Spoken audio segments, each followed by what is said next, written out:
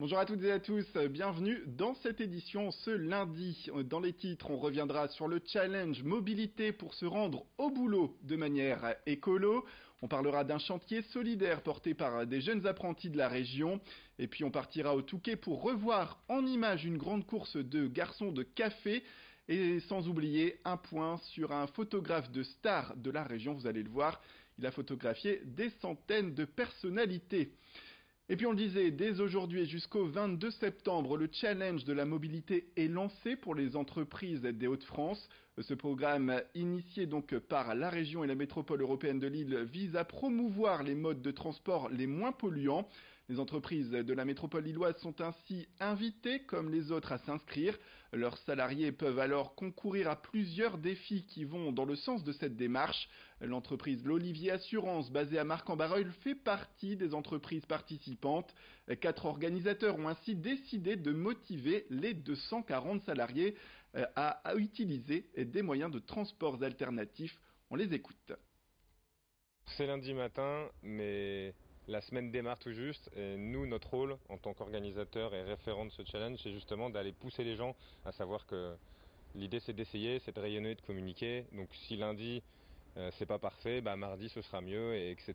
jusqu'au bout de la semaine. Comme récompense, nous on avait pensé à une récompense qui existe, c'est le coup de cœur, l'entreprise qui a fait le plus d'actions vraiment autour du challenge mobilité et qui est venue avec différents moyens de transport. Donc on va essayer cette semaine du coup de faire des petites actions buzz avec tous nos salariés pour remporter ce prix de coup de cœur. Après, dans l'idée, c'est pas vraiment de remporter quelque chose, mais c'est d'avoir changé les habitudes de transport de nos collaborateurs. Et place, on le disait en annonce des titres, à un projet solidaire qui prendra forme dès le 5 octobre prochain. Au CFA BTP de Lille, une professeure de français a proposé aux étudiants volontaires de l'établissement de se rendre au Maroc pour un projet donc solidaire. 9 apprentis ont été choisis parmi les presque 400 demandeurs de l'établissement.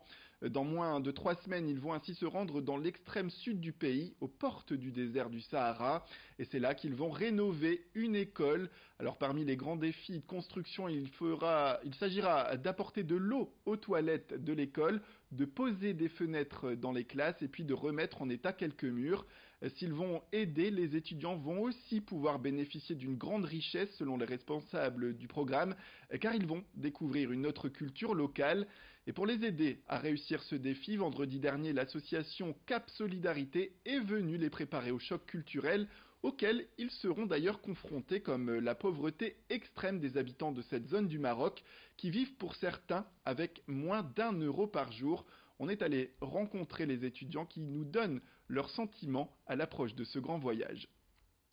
Logiquement, il y a les sanitaires qui ont été construits, donc on va faire une clôture tout le long de l'école pour éviter qu'il y ait des animaux qui rentrent sur l'espace de l'école. Et on a de l'arrivée d'eau à tirer du village jusqu'à l'école. C'est à savoir aussi surtout s'adapter, savoir leur mentalité, comment elle est, et savoir partager un peu le rythme de vie avec eux. Ça c'est sûr en vrai, parce qu'ils n'auront pas la même façon de faire que nous, que ce soit au niveau matériel, au niveau façonnage. Donc ouais, on va apprendre des choses.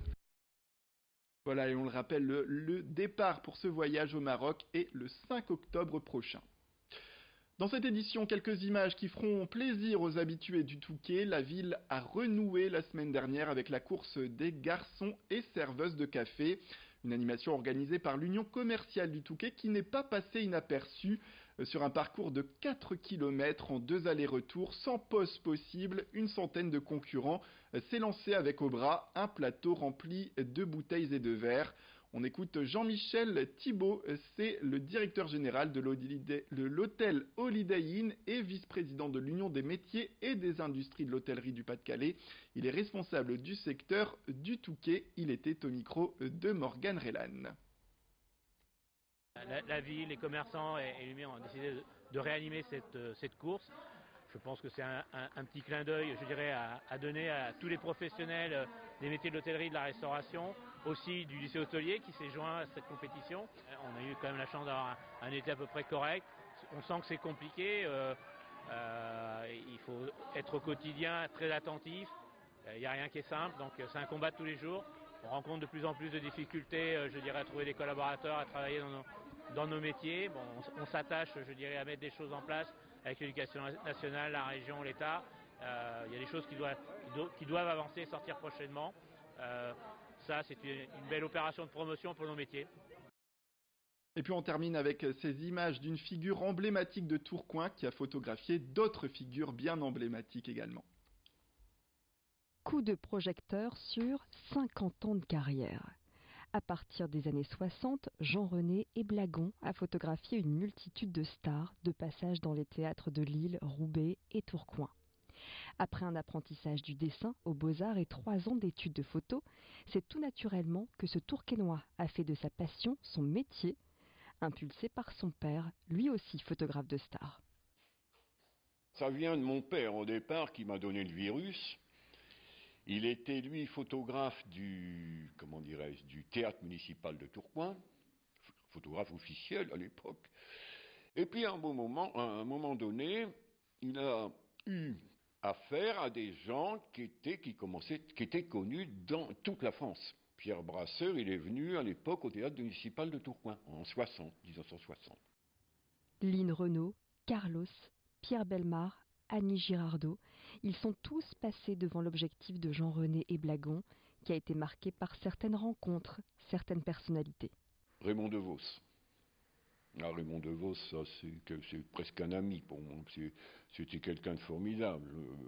J'ai d'ailleurs fait une exposition où je l'ai invité, il est venu, une exposition privée, ici à Tourcoing. Il a profité de son passage au Colisée de Roubaix pour venir le dimanche, chez moi, le dimanche matin, faire son exposition. Robert Hossein, par exemple. Bon, Robert Hossein, c'est un garçon qui fait sérieux, qui était très sérieux, que ce monsieur, ça ne doit pas être facile de l'approcher. Ben, c'était tout à fait le contraire. Et puis, il y a eu aussi les rencontres amusantes, voire insolites. Jean Marais, par exemple. Bon, Jean Marais, c'était un acteur de l'époque, c'était un grand classique, Jean Marais. Hein, c'était quelqu'un qui avait une carrière formidable. J'ouvre sa loge, il était en caleçon. Il dit, non, excusez-moi, c'est pas grave, vous pouvez rentrer. Je me suis permis de frapper, il me dit, entrez. Donc, j'ouvre sa loge, en caleçon. Bon, j'ai fait ces photos d'une gentillesse, d'une simplicité. Monsieur Jean Marais, quand même, des gens qui ont compté. Des souvenirs que Jean-René Éblagon partage avec le public en ouvrant les portes de sa salle d'exposition les après-midi, chez lui, là où sont rassemblés tous ses portraits.